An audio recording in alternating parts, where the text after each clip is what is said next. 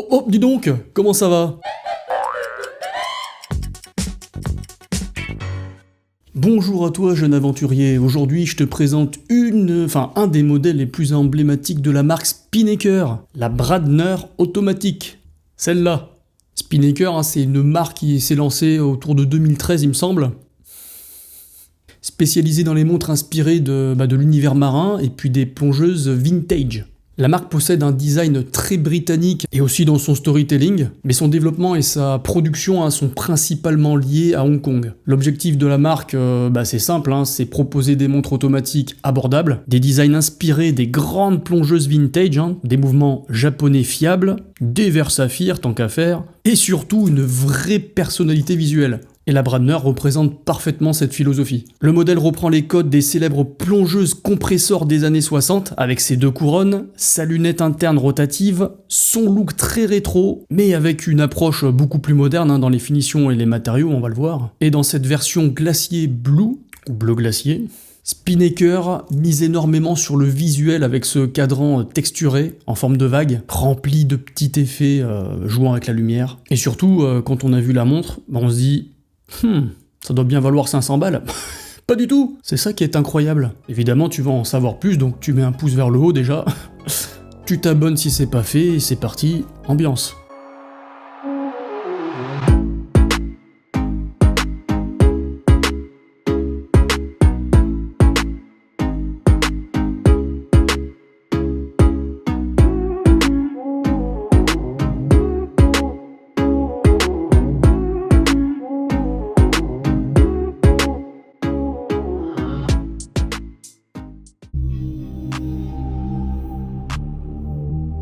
Bon, évidemment, on commence par le packaging. Donc, boîte plutôt sympa. C'est cartonné et recouvert d'un matériau un petit peu textile. J'aime beaucoup. Donc, c'est un écran rigide accompagné de la documentation et de la carte de garantie. L'ensemble reste cohérent avec l'univers nautique de la marque. Et dès l'ouverture de la boîte, forcément, le regard est immédiatement attiré par le cadran. C'est clairement l'élément qui capte toute l'attention de cette Bradner. Mais avant de parler du cadran, on va quand même parler du boîtier et de l'ensemble qui compose la montre. Parce que oui, on a une compresseur plutôt standard, et c'est bien le cadran qui va faire toute la différence. Là, on a affaire à un boîtier de 42 mm, donc c'est plutôt conséquent et viril, à ne pas mettre sur tous les poignets, parce qu'on a quand même un corne à corne de 50 mm. Ouais, ça commence à faire. Et l'épaisseur est proche des 14 mm. C'est pas petit quoi. Par contre, qu'est-ce que ça fait robuste sur le poignet? Et ça peut trancher avec les montres habituelles qui oscillent entre 38 et 40 mm. Mais honnêtement, ici, ça lui va très bien.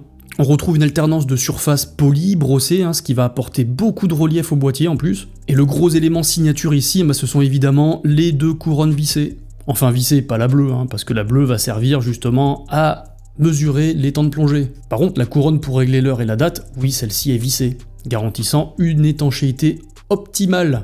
Parce que même si dans les standards on est plus sur du 300 mètres, ici la marque propose 180 mètres d'étanchéité, ce qui est largement suffisant pour des petites plongées, même régulières. Ce qui est intéressant ici, c'est cette lunette interne qui change vraiment le rendu visuel de la montre. Elle apporte énormément de profondeur au cadran, tout en renforçant le côté compresseur vintage.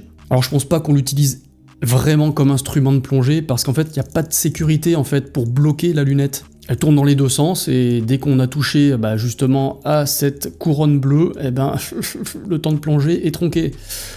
Donc en termes de sécurité, c'est pas ce qu'il y a de mieux. On l'achète pour le style.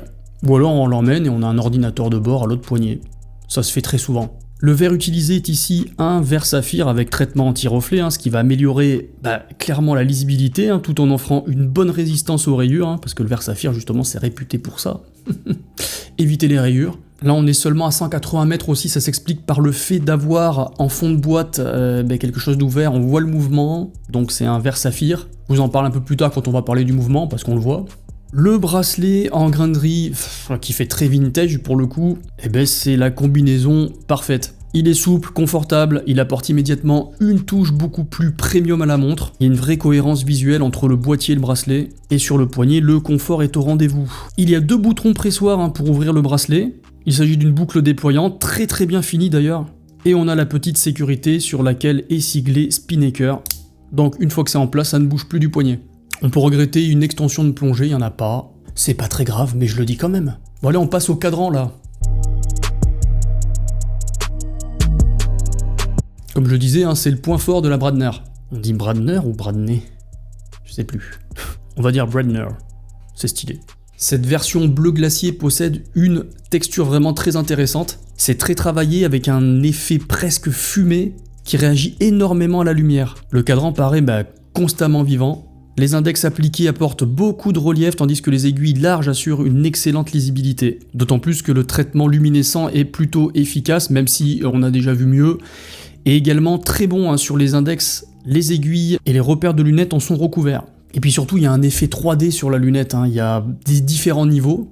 On a une lunette interne, des reflets, de la texture, ce qui donne vraiment une sensation de profondeur visuelle. On plonge avec la montre, mais on plonge également dans la montre. Ça c'est beau. C'est vraiment ce qui va lui donner toute cette personnalité. Le guichet date à 3 heures est plutôt discret, il est bien intégré à l'ensemble. C'est ça qui est bien dans les montres néo-vintage, hein, c'est qu'on retrouve des designs d'autrefois, mais avec justement la qualité de fabrication d'aujourd'hui, donc franchement c'est plutôt rassurant, on se fait plaisir, on en a pour notre argent. Donc franchement j'espère que ça rend aussi bien qu'en vrai sur les images que vous voyez là, parce que franchement, je suis fan. Le mouvement, qu'est-ce qu'on a à l'intérieur? La montre est Tourneau Seiko NH35. Mouvement automatique réputé, japonais, fiable. C'est un mouvement extrêmement connu en horlogerie, et surtout dans cette gamme de prix, hein, pour sa robustesse et son rapport qualité-prix imbattable. Même si le série 8000 de chez Miyota rivalise sans problème. On retrouve donc le remontage automatique, le remontage manuel, un stop seconde, ainsi qu'une réserve de marge d'environ 41 heures. Le fond transparent permet d'admirer justement le mouvement de cette masse oscillante qui est bien décorée, elle rappelle justement les textures du cadran, du coup ça entretient une belle cohérence. Franchement visuellement c'est pas un mouvement spectaculaire. Mais on fera avec, en général les montres de plongée on ne voit pas le mouvement à l'arrière, hein, c'est toujours planqué. Justement pour des problèmes d'échantillon, d'étanchéité. Donc ça correspond à l'esprit tool watch abordable de cette montre, et puis surtout c'est facile à entretenir, c'est assez robuste, et il paraît que c'est fiable, donc que demande le peuple? Bon c'est bien gentil mais ça coûte combien tout ça? Eh ben on la trouve en boutique à 370 €, et encore on la trouve des fois en promo un peu moins cher, donc là c'est plutôt intéressant à ce prix-là, surtout quand on arrive à la trouver un peu moins cher. Et c'est là que la montre devient particulièrement intéressante, hein, parce qu'à ce prix-là, on retrouve un joli design, hein, notamment sur le cadran, et puis pour ceux qui aiment les dual crown, double couronne, un verre saphir, un mouvement automatique japonais fiable, une étanchéité confortable de 180 mètres, un joli bracelet acier grainerie, et puis cette identité vraiment très forte. C'est tellement historique chez Spinnaker qu'on a l'impression que c'est eux qui ont inventé le design. Et c'est vrai que dans cette gamme de prix, hein, beaucoup de plongeuses commencent à se ressembler, mais si on est amateur de plongeuses traditionnelles, ici voilà, on peut se démarquer avec autre chose. Et comme elle possède quelque chose de différent, c'est peut-être ça sa plus grande qualité. Alors au final, hein, cette montre automatique, elle va miser énormément sur le style, la personnalité, le plaisir visuel. Elle reprend les codes des anciennes compresseurs, hein, tout en conservant une construction moderne et des finitions très convaincantes, hein, pour 370 balles. Et honnêtement, si vous cherchez une plongeuse originale bien équipée et avec une vraie présence au poignet sans dépasser les 400 €, elle mérite qu'on s'y intéresse un peu. Par contre, si vous recherchez la précision, hein, forcément le mouvement proposé ici n'est pas des plus précis. Également, si vous cherchez à sécuriser vos mesures de plongée, ça marchera pas, hein, parce qu'on ne peut pas visser justement la couronne bleue qui va permettre de faire tourner le réo et d'avoir ces mesures de plongée. Donc ça risque de bouger en fait, tout simplement. Et pour les petits poignets, faut essayer. Ça peut marcher. Il faudra vraiment prendre en compte ce corne à corne, hein, de 5 cm, c'est quand même plutôt conséquent. Hormis ces détails, moi je dis foncez. Foncez les gars. J'espère que tu as apprécié la vidéo. Nous on se retrouve très vite pour une nouvelle revue évidemment. Peut-être au Timefest à Bordeaux, hein, pour ceux qui y sont. Allez, on prend soin de soi. C'est pas facile à dire ça, on prend soin de soi. On prend soin de soi. On prend soin de soi. Prenez soin de vous. Et on se dit à bientôt. Salut!